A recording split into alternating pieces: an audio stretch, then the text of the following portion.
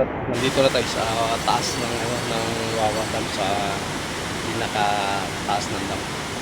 Pakita ko sa inyo, kalmado lang ang tubig dito sa taas.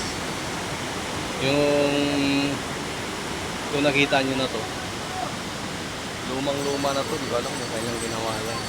Tapos may mga bangka sila dito, pag gusto nyo na magbangka, papunta doon sa pinakataas pa ng ilog, hanggang sa matumbok yung bagong dam.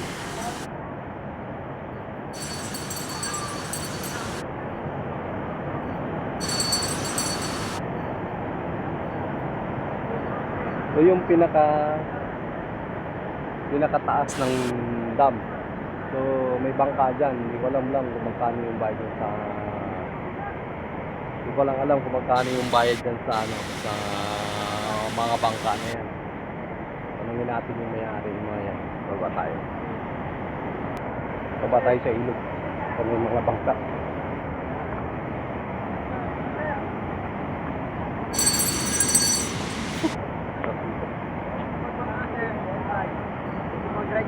Gandang view sa taas, sir. Tropa, magkano yung bangka? Per head lang po, sir. 60 lang po isang tao, sir. Bali. Hanggang saan yun? Meron paliguan, sir. Tapos meron pong boat ride, 3 kilometers. Balikan nyo, sir. 60 isang tao. Yan, sabi ni boss, 60 daw isang tao. Shoutout sa Yan, inyo, no? boss.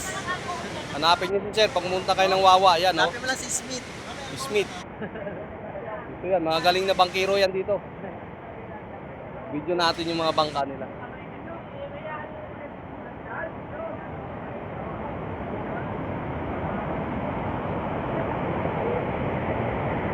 Yan yung mga bangka nila, oh.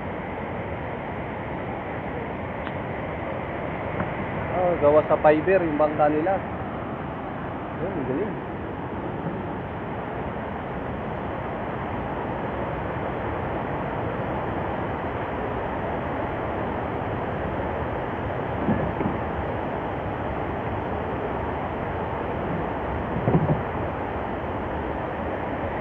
Gawa sa fiber yung mga bangka nila, kaya matibay din. Ito na yung pinakataas ng Wawa, yung baba. Yan.